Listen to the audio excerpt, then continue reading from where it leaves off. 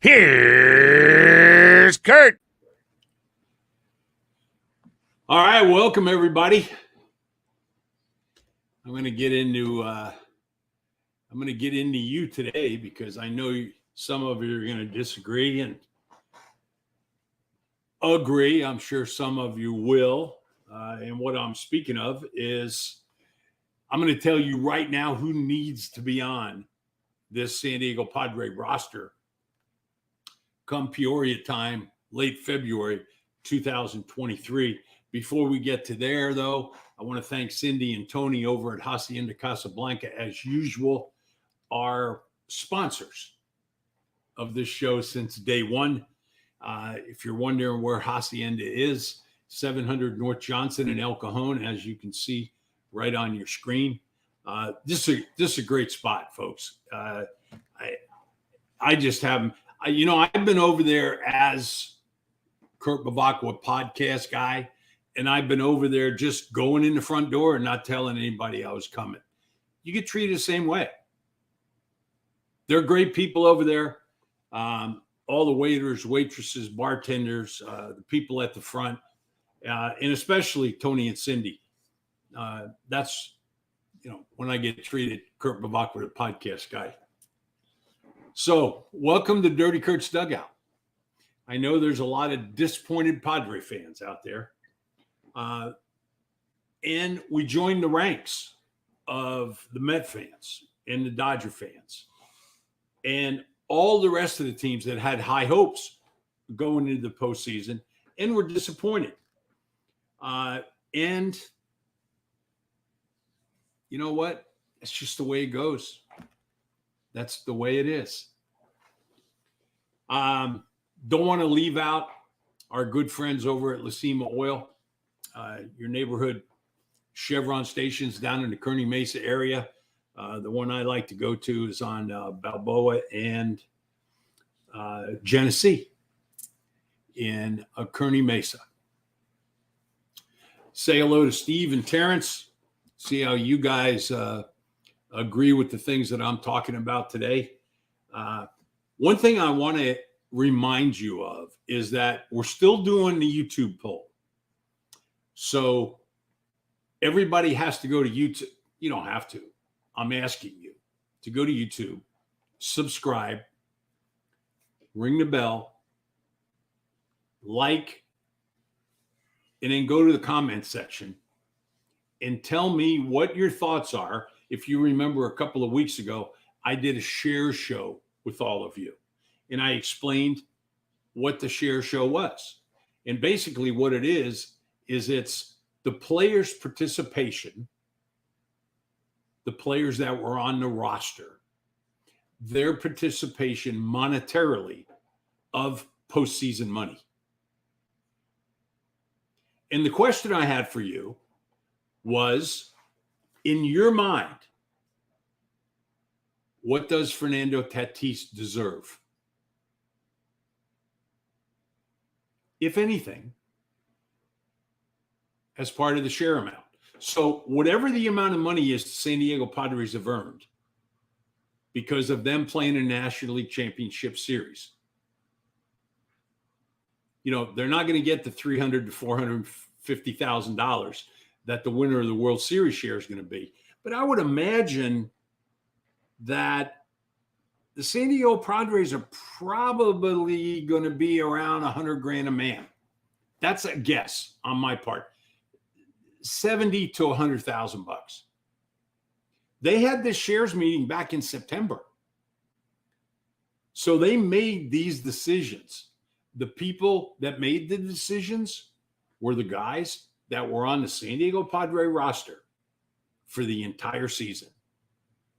So no Juan Soto, no Josh Bell, no Brandon Drury, certainly no Fernando Tatis. It's going to be interesting to see when they come out with that information who they awarded shares to. And we will see. But in the meantime, I need you to tell me where you think Tatis should be. So the other two things before we get to who's going to be on the roster or who needs to be on the roster in 2023, because nobody can sit here and tell you who's going to be. I don't think AJ Preller can sit here and be able to tell you who's going to be on the roster come breaking camp time from Peoria in 2023 and coming to San Diego to play the first game of the season. He wouldn't even be able to, Bob Melvin wouldn't be able to tell you. So I'm going to tell you who needs to be on the roster. But first, let me address two things. The bunt and not bringing Hader into the game against Harper. That's been the talk of baseball. The bunt, Trent Grisham, 8th inning, men on first and second, 1 out. He comes up to the plate.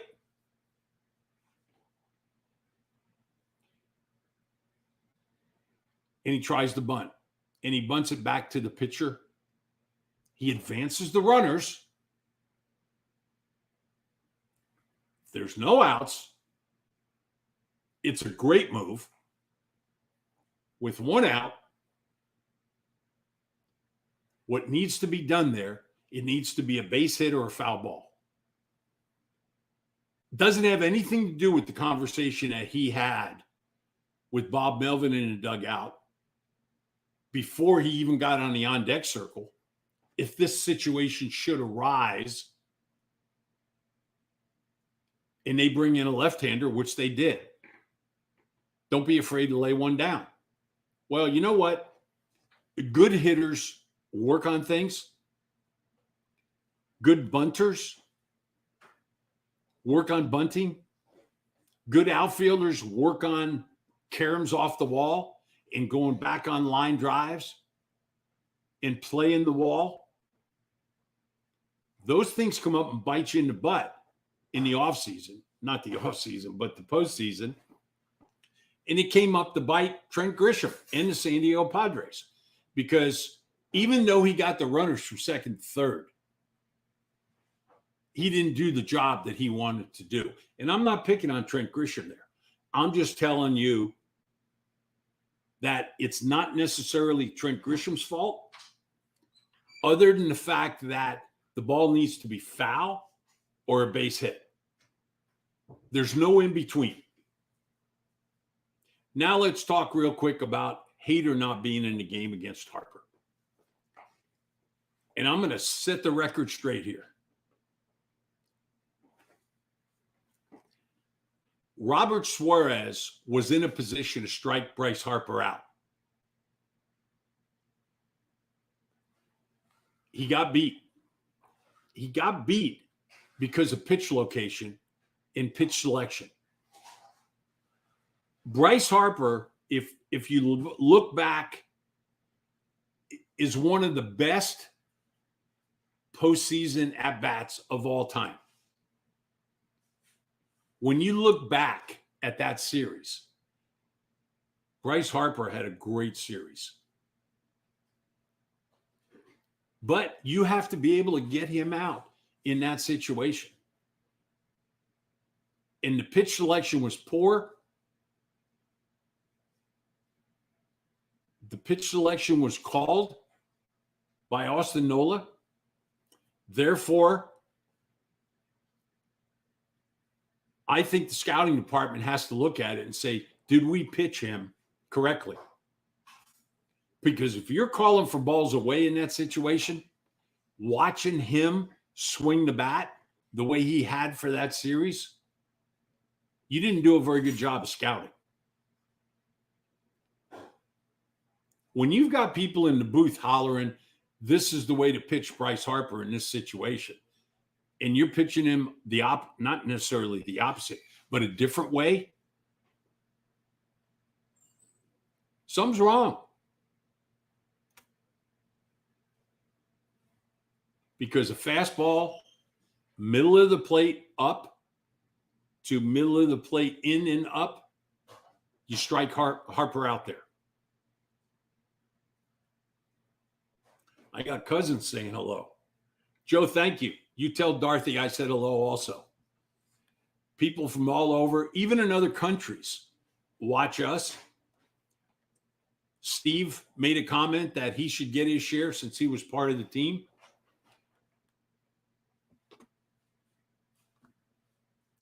That's Steve's opinion. And I'm not saying that's not the way it shouldn't be. But let's see what people come up with. And I am really curious, even more so than all of your opinions, of what the team voted. I'm really curious to see. I'm going to tell you right now, folks, those share meetings are cutthroat. And if you're ticked off at somebody, if you don't like people, if they were only there for part of the season, it doesn't just fall into place.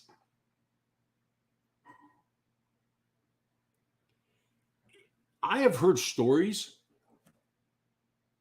The shares meeting is brought to the organization by the player rep. I have actually heard a story, and I don't know if it's true or not, that there was a player that was awarded a percentage of a share. And when it got to the front office,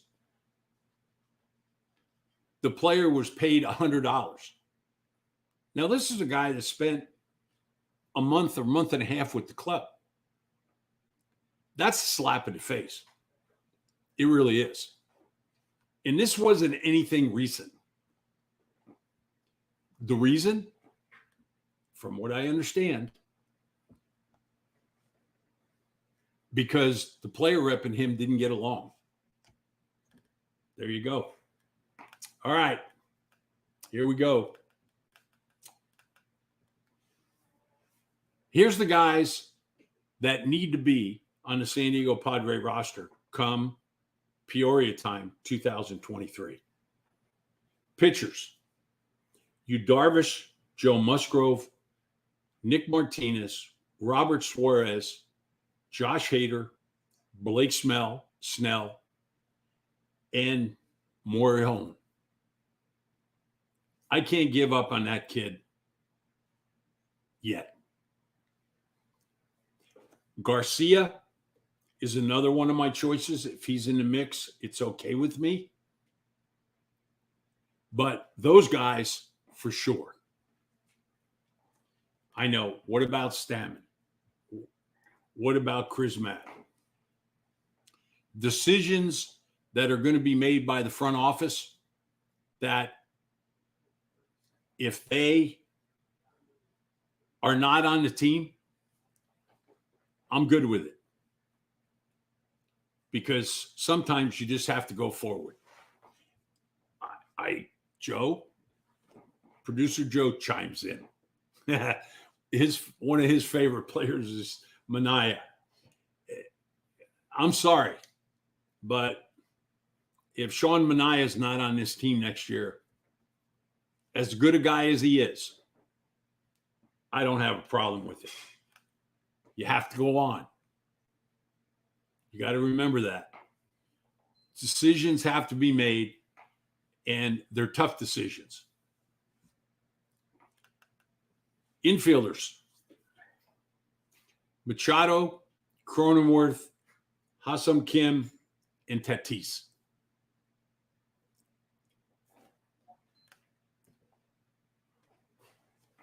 I'll get to the others in a minute. Those four are the must.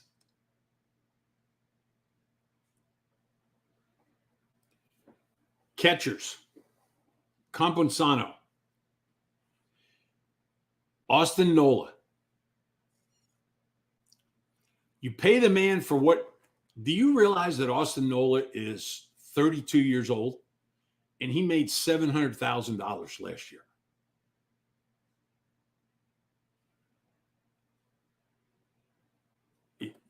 It's a lot of money for you and I. But in the realm of Major League Baseball, this guy caught 75% of the time or more.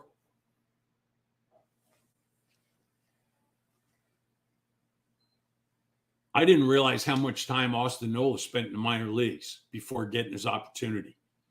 He's arbitration eligible this year at 32 years old. Don't ever complain to me about players making too much money. Don't let me see it because I'll jump down your throat. Austin Nola is a perfect example of why you need to get the money when you can.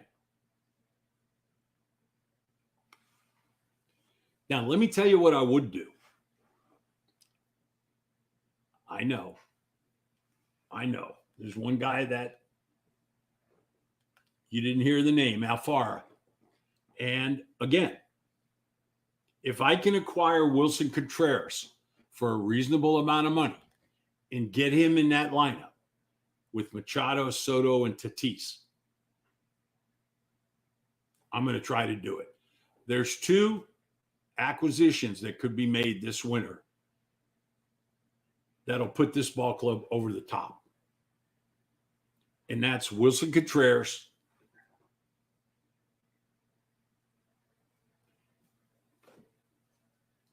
you ready?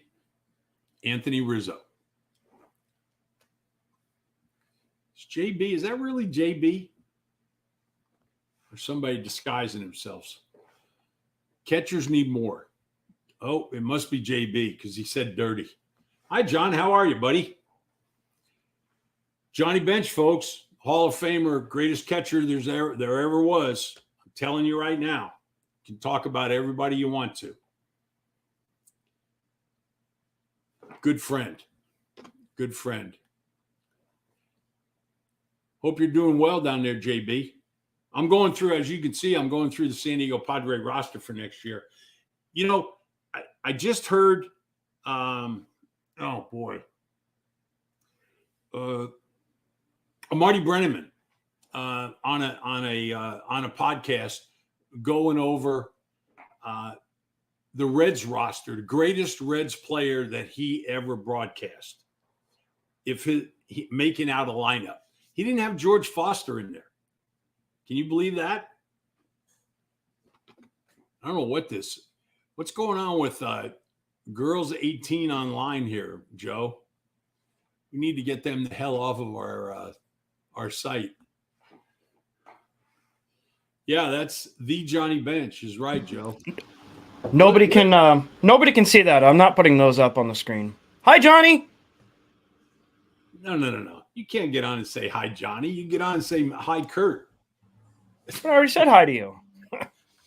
Wow. Yeah, that's true. All right, I go back. All right. JB's out there. I also threw out that Marty Brenneman, longtime Reds announcer. I just saw on a podcast. I watch podcasts also. Named his all-time Reds team. You know, it's hard. It's hard all time. And he couldn't name Frank Robinson because he didn't broadcast while Frank Robinson was part of the Cincinnati Reds. Naturally, he's going to be one of those players. And there's a couple of other guys, but they weren't there when Marty Brenneman was there. And, you know, of course, he named JB. He named Pete Rose. He had Tony Perez in his lineup. And he had Joe Morgan. Griffey. I think Eric Davis was another one. But he didn't put George Foster in left field. And it really surprised me. So I threw out that out because JB joined us today. So we're into the 2 guys that if this ball club was able to acquire, and it was like Peter Seidler said on the radio yesterday, I can't bring this money with me, so I'm not opposed to spending it. Well, there you go. He's not afraid to spend it. Trust me. I mean, he surprised all of us a few years ago in the signing of Manny Machado. And Tatis is going to be back next year, just 20 games into the season. You know, Kim has done one heck of a job, but there's still question marks as to where he's going to fit into the mix. If it's going to be as an everyday player or just a bench piece. So that's the infield part of it. My take on whether or not they can go out. And if you get a guy like Rizzo, I mean, Rizzo's 32, 33 years old. So he knows he's not going to be able to go out on a free agent market and demand a six-year contract.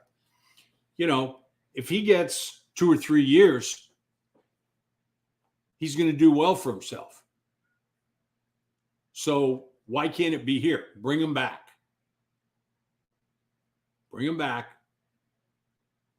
That might be cool. And that's going to answer a lot of questions as to the other infield positions. Because by those 4 guys, I'm actually talking about Tatis playing shortstop, Machado at third, Kim at second, and Cronenworth at first.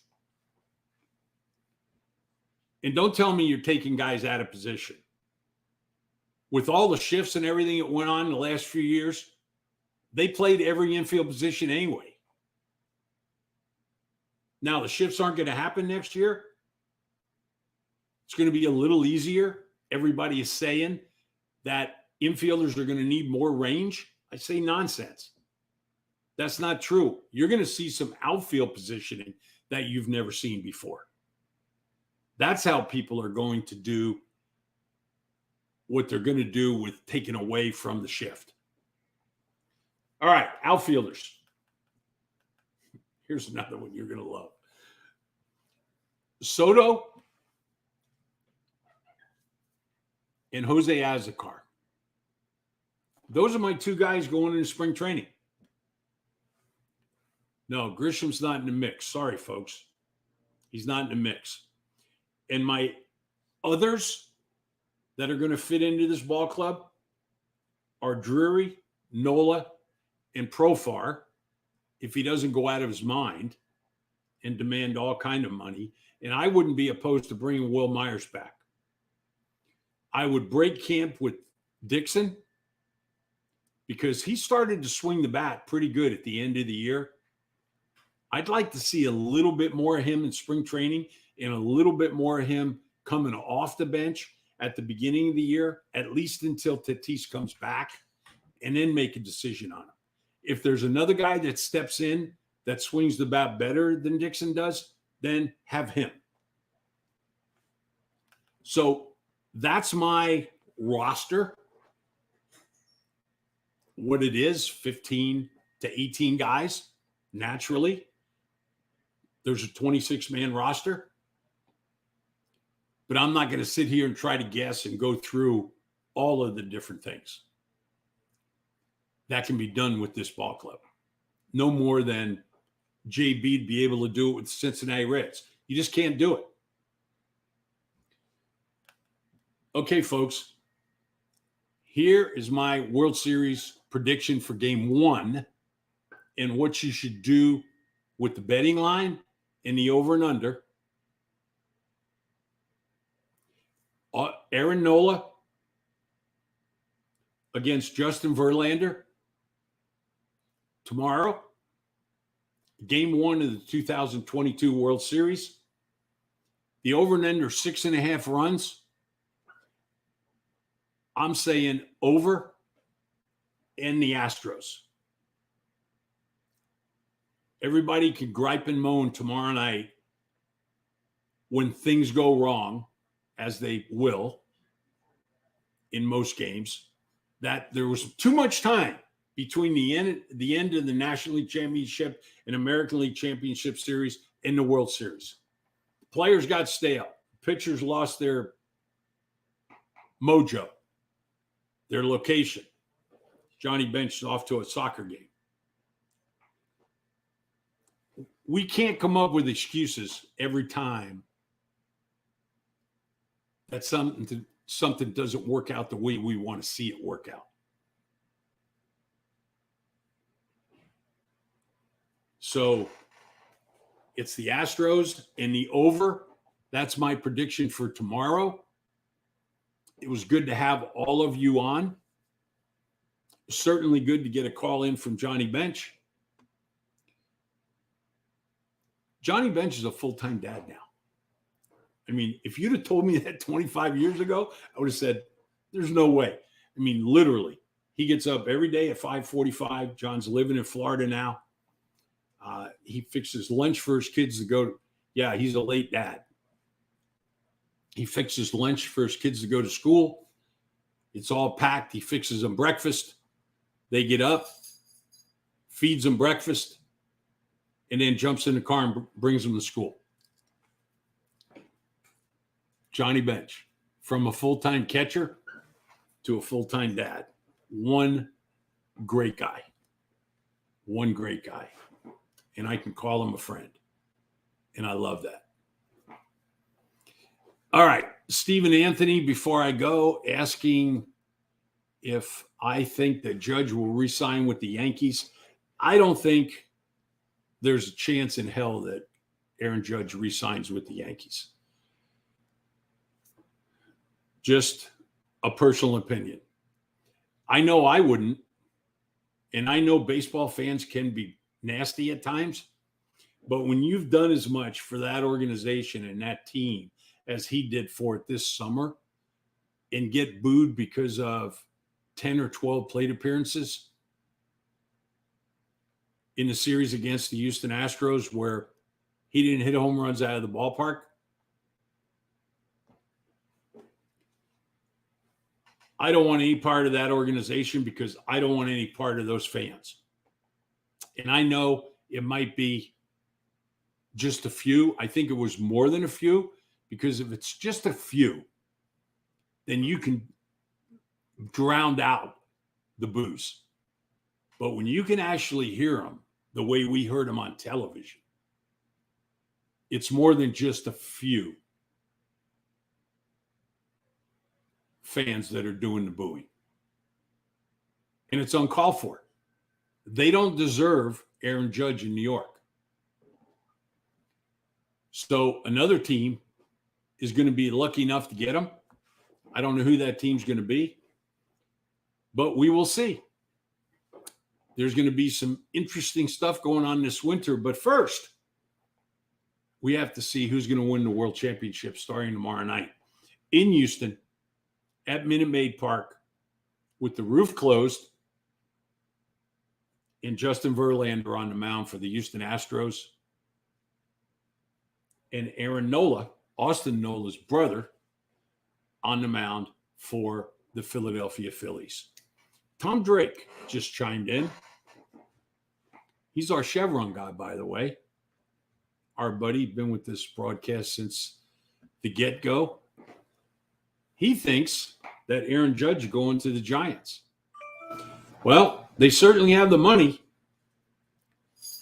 So we will see. We will see. Now, John just asked me my thoughts on the Cardinals letting Mike Maddox go as a pitching coach. Did they really let him go, or did he just resign? I don't really know the answer to that. I haven't checked into it really. I found the timing a little curious, but it also goes hand in hand with Bochy taking over the Texas Rangers helm. And I don't know who the pitching coach is going to be there. Mike Maddox is from Texas and has been on that staff before. And maybe there's thoughts of the possibility of him going back to Texas with Boch. We will see. All right. I appreciate everybody. Remember the YouTube thing. You got to go there, click on the bell, like. You got to like it so we can bring you more. We block them. Who in the hell is that? We blocked the girls 18 online. I have no idea. It's amazing. No, Flannery's not coming out of retirement.